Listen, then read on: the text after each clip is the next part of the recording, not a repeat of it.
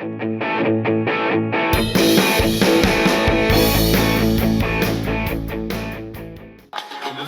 mano puiku faina, viskas Žemaitijo. Labas, su jumis Manvydas Kiotis ir mūsų laida Skiotmeno lyga. Senai nesimatėm, praleidau netgi 4 turus, bet dabar pabandysim atsigriebti. Galit mane vadinti kaip norit, nusidėjėlis, nenaudėlis, bet taip jau atsitiko. O mes važiuojam į mūsų laidą.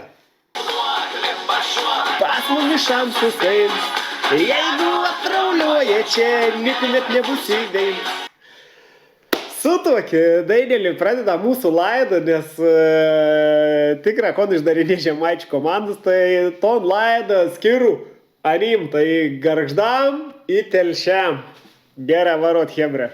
Pas mumis šansus eim, jeigu atrauliuoja čia, nieko net nebus įveim. Na tai už tos visus 4 turus, už praėjusius pirmuosius 3 turus, tai yra 10, 11 ir 12 turą, labai daug apie juos nekalbėkime, gal tiesiog užmeskime akį į rezultatus. Tai 10 ture įdomiausias rungtynės, ko gero, Žalgiris 4-0 laimi, Banga 3-0 nugali Kauno Žalgirį. Ir gal dar vienas įdomesnis dalykas, tai kad neįvyko rungtynės tarp Panevėžio ir Telšių Džiugo, nes tikrai matėme, kiek iškrito sniego Panevėžyje. 11 ture labai nerezultatyvus turas, nieko neįprasto, tai toks tas 11 turas, ne pats įdomiausias, ne pats su daugiausia įvarčių. Ir 12 turas, 12 ture jau turėjom šitą įdomesnio. Na ir gal turbūt pakalbėkime apie, išrinkime 3 įdomiausias rungtynės iš visų šių 3 turų ir pakalbėkime minutę 2 apie kiekvienas iš jų. Na štai iš tų praėjusių turų tos rungtynės, kurios galbūt man kelia daugiausiai nuostabos, tai yra pirmosios rungtynės ir reitinguoju jas į pirmą vietą. Tai yra 0-3 Gargždų Banga sugeba nugalėti Kauno Žalgirį. Ir netgi aš pats jau padaręs visą vaizdo įrašą, einu pasitikrinti duomenų ir žiūriu 0-3 įrašytą ir galvoju, kažką čia sumaišiau, einu dar sykį į Top Sportą lygos puslapį. Ir taip, Banga nugali Kauno Žalgirį 0-3. Na, neįtikėtina, ką išdarinėja Banga. Ir jau į antrą vietą kelių rungtynės 2-2, vėlgi Banga, nesakykime, kad įveikė, bet tikrai sakykime, kad yra rungtynių laimėtojas su tokiu rezultatu 2-2, kuris sugeba iš 2-0 grįžti į rungtynes ir duoda smūgį į paširdžius Vilniaus Žalgiriui. Na ir matome, kad Banga yra kažkoks priešnuodis Žalgiriams. Šiuose rungtynėse jie sugeba mušti netgi 5 įvarčius ir vėlgi prieš Vilniaus Žalgirį ten sugeba pasižymėti Robertas Veževičius. I'll have to ask my accountant about that.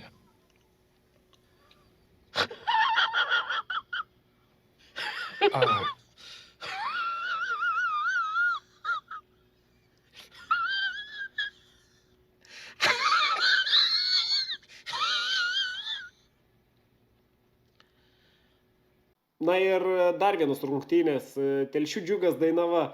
Ir čia 2-1 Telšiai laimi prieš Dainavą, netgi 30 minutę gavę raudoną kortelę sugeba išlaikyti tempą, netgi galbūt žaisti daugiau atakuojantį futbolą prieš Dainavą pirmąjį kėlinį. Ir antrajame kėlinyje galbūt šiek tiek pradeda stigti jėgų, bet matome, Dainava nesugeba pasinaudoti kontrolę, nežino kaip išnaudoti erdvių, kaip žaisti pozicinį futbolą užguliant varžovų aikštelę ir neranda tų gerų perdavimų, gerų smūgių ir pasiklysta Džiugo stadiono baudos aikštelės prieigose, sakykime taip. Na, ką išdarinėja Žemaičiai šį sezoną, neįtikėtina. Tiesiog džiaugiasi širdis, kaip Žemaičiai šį sezoną kovoja, kokius rezultatus demonstruoja. Na, sveikinimai abiem šiom komandom, na ir tikėkimės, kad jų sezonas toliau taip pat sėkmingai tęsis. How did you know? I love this song. Making my way downtown, walking fast, faces past and I'm homebound. And I need you, and I miss you. And now I wonder if I could fall into the sky. Do you think time went past me by? 'Cause you know I'd walk 1,000 miles if I could just see you tonight. 13 turas, tai yra praėjęs turas, apie jį galime pakalbėti šiek tiek daugiau ir apžvelkime rezultatus. 2-1 Kauno Žalgiris laimi prieš Šiaulius. Kas įdomu čia, kad Šiauliai pirmieji įmuša įvartį, Kučys vėlgi gauna raudoną kortelę pirmajam kėlinyje, analogiškai, kai buvo pirmąjį kartą ir Šiauliai nesugeba išnaudoti persvaros ir čia po komentaras viską pasakė, kad negali taip išeiti į antrąjį kėlinį, pasidaryti tokį 11 metrų baudinį ir vėliau iškart dar gauti greitą kontrataką. Ir Kauno Žalgiris yra tikras laimėtojas šiose rungtynėse. Sakykime, mažumoje būdami išplėšę 3 taškus. Antrosios rungtynės 0-0, įvarčių nėra, bet labai gerai, čia lyderiai dalinasi tik po tašką. Sakykime, kad lygiosios yra čia gerai, kad vis dar gali išlaikyti intrigą ir neleidžia Žalgiriui pabėgti Hegelman. Tai, manau, yra svarbu, kad intriga išliktų kuo ilgiau. Sekančios rungtynės vėlgi, Gargždų Banga 2-0 prieš Panevėžį ir tiesa, čia tik su pagirimais vėlgi Gargždų Bangai. Tikrai pelnytai laimi 2-0, gražiais perdavimais žaidė futbolą į aikštelę, praleisdami kamuolį, ten išpildymų gal pritrūko kai kuriuose momentuose, bet Banga tikrai žaidžia patrauklų akiai futbolą. Sūduva Telšių Džiugas 0-1. Telšių Džiugas išsineša pergalę vėl antrą kartą prieš Marijampolės Sūduvą ir pirmajame kėlinyje kova tikrai buvo gera. Sūduva turėjo tikrai progą įmušti, nepasinaudojo, gerai sužaidė Baturins, Telšių Džiugo vartininkas. Telšių Džiugas taip pat turėjo savo momentų, bet išėjus į antrą kėlinį atrodo, kad telšiškiai labiau norėjo laimėti ir turėjo daugiau energijos. Ir Sūduva lyg ir tarpais jau sustojo. Gerai pamenu vieną momentą, nebet tiksliai nepasakys kelintą minutę, bet Džiugas perima kamuolį jau prie rezultatų 0-1 ir Džiugas stumdo kamuolį, o atrodo Sūduva neturi jėgų kilti aukščiau į presingą, persiimti kamuolį, bandyti paspausti Telšių Džiugą. Atrodo, kad pritrūko jėgų, galbūt tai buvo tos taurės rungtynės, kur iš sūduviečių atimė jėgas, jie žaidė su pratęsimu iki netgi 120 minučių. Tai Telšių Džiugas, 3 taškai šiose rungtynėse ir paskutinės rungtynės Dainava Transinvest, taip pat Transinvestui sunkiai sekasi kilti į viršų ir tokios principinės dvikovos kaip prieš Dainavą, tikrai reikėtų jiems imti bent tašką, bet Dainava išsineša savo svarbius taškus čia, sakykime, nes jiems taip pat buvo mini domelė ir sveikinimai jiems. 14 turas, ir 14 turas įvyks visai neužilgo, gegužės 17 turime vienerias rungtynės, tai yra Dainava prieš Sūduvą ir vėlgi, sakykime, tokia principinė dvikova, komandos arti viena kitos lentelėje, jas skiria tik 3 taškai ir, sakykime, Sūduva turi šansą kilstelėti save aukščiau su laimėjimu čia, o Dainava įtvirtintų pozicijas lentelės viduryje. Gegužės 18, 16, 0-0 turime Transinvest Šiauliai. Šiauliam taip pat reikia reabilituotis po tokio pralaimėjimų Kauno Žalgiriui. Tikrai laukia įdomi dvikova čia. Gegužės 18:00 turime Panevėžys prieš Kauno Hegelman. Na ir kalbant apie Kauno Hegelman, tikrai sezono pradžia, visi tie pirmieji, gal pirmasis ratas tikrai buvo labai geras Kauno Hegelman, na ir dabar šiek tiek pradeda boksuoti Kauno Hegelman kai kuriuose rungtynėse, na, bet Gargždų Banga susitvarkė, sakykime, su Panevėžiu, na, puikiai susitvarkė su Panevėžiu ir Panevėžys lyg ir neparodė jokių dantų. Na, čia Kauno Hegelmanui, manau, neturėtų būti daug problemų, o Panevėžys tikrai skęsta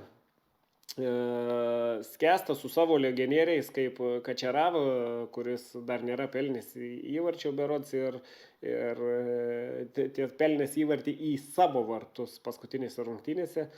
Na, sunkus čempionų sezonas pradžia ir nemanau, kad kažkas turėtų kardinaliai keistis šioje komandoje greitų metų žaidime, jei nesikeis kažkas trenerių štabe ar pačioje visoje komandoje. Telšių Džiugas Gargždų Banga, Žemaitijos derbis, na tai turbūt man pačios įdomiausias rungtynės šiame ture ir principinė dvikova. Pirmasis rungtynės Telšiai laimi 2 įvarčių persvarą, nors Gargždai turėjo tikrai ne vieną progą įmušti įvartį, bet čia yra futbolas ir įvartis yra tada, kai kamuolys yra tinkle, nors ir turi labai gerus momentus iš metro ir 2 įmušti ir tu to nepadarai, na. Dievai, futbolo dievai, sakykime, nusisuko arba atsisuko į Telšių Džiugo pusę. Tai kviečiu visus tikrai, kurie yra futbolo mėgėjai, nesvarbu, kurios komandos gyvenate netoli, atvykite, nes rungtynės vyks Telšių centrinėme stadione, kuris tikrai yra gražiai sutvarkytas. Turėsite priedangą nuo lietaus, jei jo bus, ir nuo saulės. Na ir atvykite į futbolos fiestą Telšiuose. Gegužės 19, 18:25, dar vienas derbis, ar turbūt galima jį vadinti derbiu, Žalgirių derbiu, Vilniaus Žalgiris, Kauno Žalgiris. Matysime, kaip reikalai spręsis čia, na, norėčiau, kad Kauno Žalgiris bent jau iškovotų tašką, kad išlaikytume, kaip minėjau, intrigą lygoje ir viskas neišsispręstų labai anksti.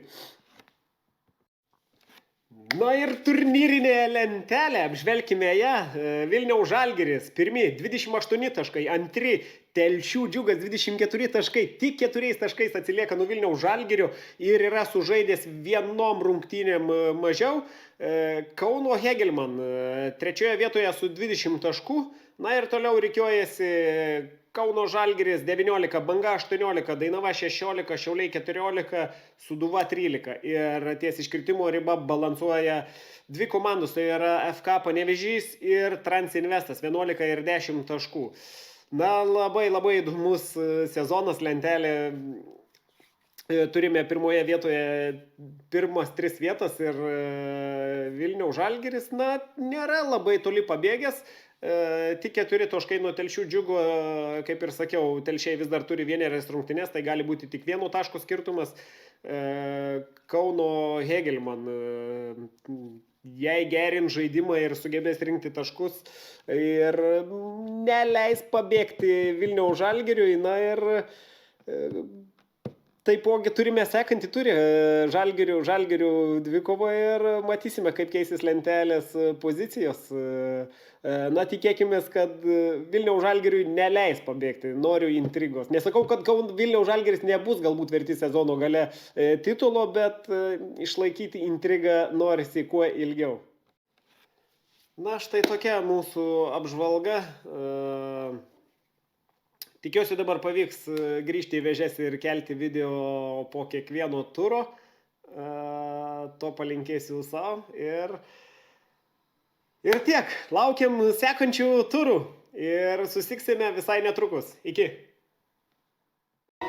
How did you know? I love this song. Making my way downtown, walking fast, faces past and I'm homebound. and I need you, and I miss you, and now I wonder if I could fall into the sky. Do you think time went past me by? 'Cause you know I'd walk 1,000 miles if I could just see you